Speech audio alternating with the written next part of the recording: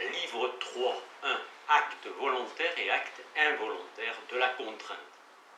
Puisque la vertu a rapport à la fois à des affections et à des actions, et que ces états peuvent être soit volontaires et encourir l'éloge ou le blâme, soit involontaires et provoquer l'indulgence et parfois même la pitié, il est sans doute indispensable pour ceux qui font porter leur examen sur la vertu de distinguer entre le volontaire et l'involontaire. Et cela est également utile aux législateurs pour établir des récompenses et des châtiments. On admet d'ordinaire qu'un acte est involontaire quand il est fait sous la contrainte ou par ignorance, et fait par contrainte tout ce qui a son principe hors de nous, c'est-à-dire un principe dans lequel on ne relève aucun concours de l'agent ou du patient. Si par exemple on est emporté quelque part, soit par le vent, soit par des gens qui vous tiennent en leur pouvoir, mais pour les actes accomplis par crainte, de plus grands maux ou pour quelque noble motif, par exemple si un tyran nous ordonne d'accomplir une action honteuse, alors qu'il tient en son pouvoir nos parents et nos enfants, et qu'en accomplissant cette action, nous assurerions leur salut, et en refusant de la faire, leur mort. Pour de telles actions, la question est débattue de savoir si elles sont volontaires ou involontaires. C'est là encore ce qui se produit dans le cas d'une cargaison que l'on jette par-dessus bord au cours d'une tempête. Dans l'absolu, personne ne se débarrasse ainsi de son bien volontairement, mais quand il s'agit de son propre salut et de celui de ses compagnons, un homme de sens agit toujours ainsi. De telles actions sont donc mixtes, tout en ressemblant plutôt à des actions volontaires, car elles sont librement choisies au moment où on les accomplit. Et la fin de l'action varie avec les circonstances de temps. On doit donc, pour qualifier une action de volontaire ou d'involontaire, de référer au moment où elle s'accomplit. Or ici, l'homme agit volontairement, car le principe qui, en de telles actions, meut les parties instrumentales de son corps réside en lui, et les choses dont le principe est en l'homme même, il dépend de lui de les faire ou de ne pas les faire. Volontaires sont donc les actions de ce genre, quoique dans l'absolu, elles soient peut-être involontaires, puisque personne ne choisirait jamais une pareille action en elle-même. Les actions de cette nature sont aussi parfois objets d'éloge, quand on souffre avec constance quelque chose de honteux ou d'affligeant en contrepartie de grands et beaux avantages. Dans le cas opposé, au contraire, elles sont objets de blâme, car endurer les plus grandes indignités pour n'en retirer qu'un avantage nul ou médiocre est le fait d'une âme basse. Dans le cas de certaines actions, ce n'est pas l'éloge qu'on provoque, mais l'indulgence. C'est lorsqu'on accomplit une action qu'on ne doit pas faire pour éviter des maux qui surpassent les forces humaines et que personne ne pourrait supporter. Cependant, il existe sans doute des actes qu'on ne peut jamais être contraint d'accomplir et auxquels nous devons préférer subir la mort la plus épouvantable. Car les motifs qui ont contraint par exemple Alcméon d'Euripide à tuer sa mère apparaissent bien ridicules. Et s'il est difficile parfois de discerner dans une action donnée quelle partie nous devons adopter et à quel prix ou quel mal nous devons endurer en échange de quel avantage, il est encore plus difficile de persister dans ce que nous avons décidé, car la plupart du temps, ce à quoi l'on s'attend est pénible, et ce qu'on est contraint de faire honteux. Et c'est pourquoi louange et blâme nous sont dispensés suivant que nous cédons ou que nous résistons à cette contrainte. Quelle sorte d'action faut-il dès lors appeler forcée? Ne devons-nous pas dire qu'au sens absolu, c'est lorsque leur cause réside dans les choses hors de nous, et que l'agent n'y a en rien contribué. Les actions qui, en elles-mêmes, sont involontaires, mais qui, à tel moment et en retour d'avantages déterminés, ont été librement choisies et dont le principe réside dans l'agent, sont assurément en elles-mêmes involontaires, mais à tel moment et en retour de tels avantages, deviennent volontaires et ressemblent plutôt à des actions volontaires, car les actions font partie des choses particulières et ces actions particulières sont aussi volontaires. Mais quelle sorte de choses doit-on choisir? À la place de quelle autre? Cela n'est pas aisé à établir, car il existe de multiples diversités dans les actes particuliers. Et si on prétendait que les choses agréables et les choses nobles ont une force contraignante, puisqu'elles agissent sur nous de l'extérieur, toutes les actions seraient à ce compte-là des actions forcées, car c'est en vue de ces satisfactions qu'on accomplit toujours toutes ces actions. De plus, les actes faits par contrainte et involontairement sont accompagnés d'un sentiment de tristesse, tandis que les actes ayant pour fin une chose agréable ou noble sont faits avec plaisir. Il est dès lors ridicule d'accuser les choses extérieures, et non par soi-même, sous prétexte qu'on est facilement capté par leur séduction, et de ne le considérer soi-même comme cause que des bonnes actions, rejetant la responsabilité des actions honteuses sur la force contraignante du plaisir. Ainsi donc, il apparaît bien que l'acte forcé soit celui qui a son principe hors de nous, sans aucun concours de l'agent qui subit la contrainte. 2.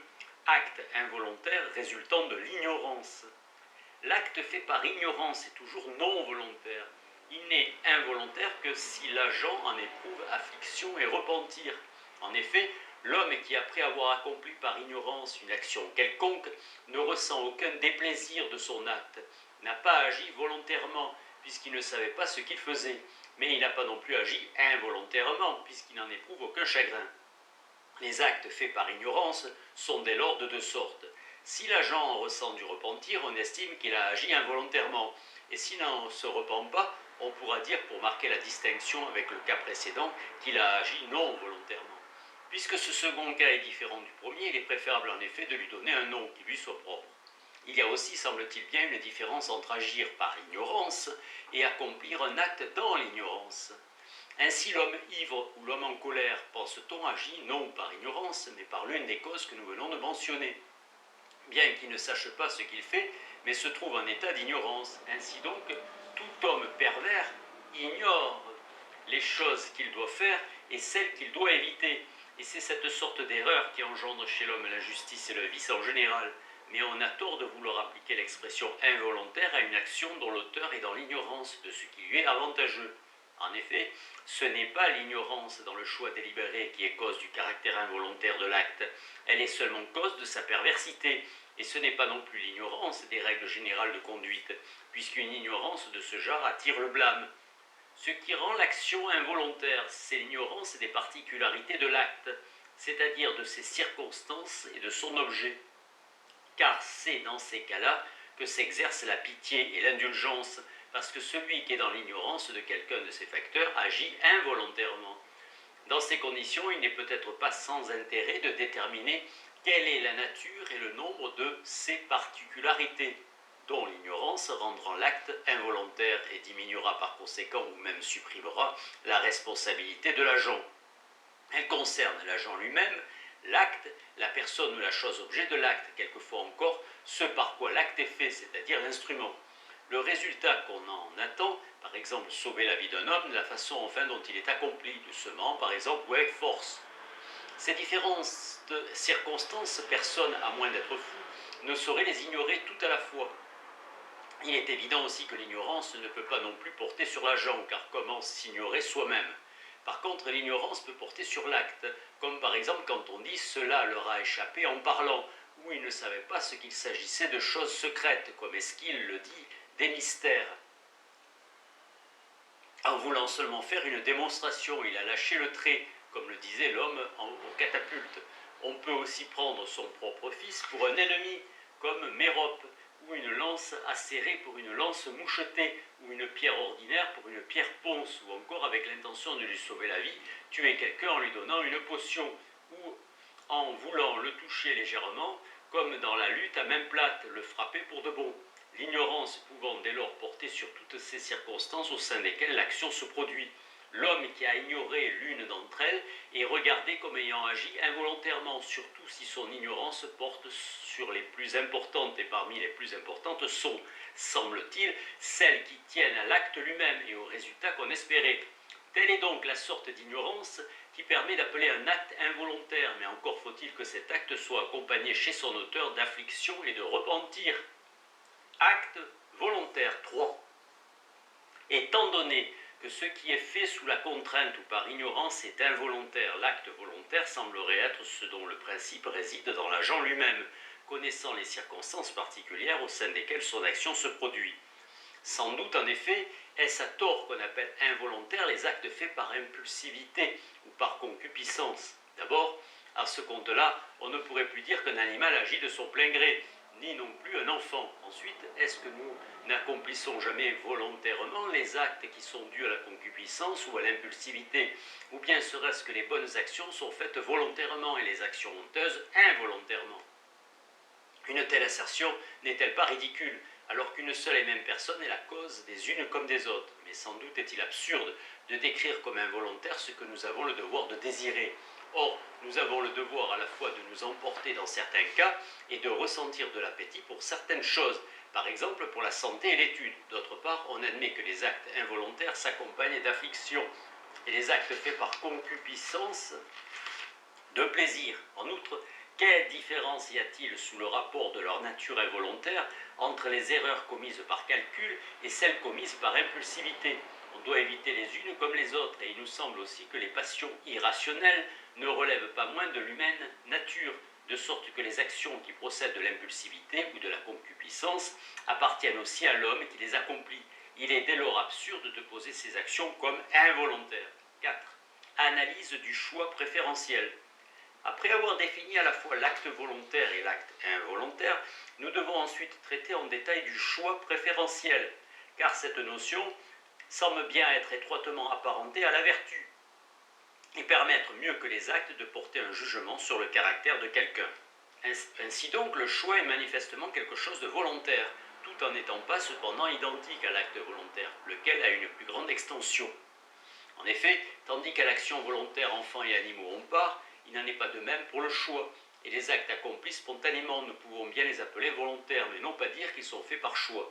Ceux qui prétendent que le choix est un appétit, ou une impulsivité, ou un souhait, ou une forme de l'opinion, soutiennent là, semble-t-il, une vue qui n'est pas correcte. En effet, le choix n'est pas une chose commune à l'homme et aux êtres dépourvus de raison, à la différence de ce qui a lieu dans la concupiscence et l'impulsivité.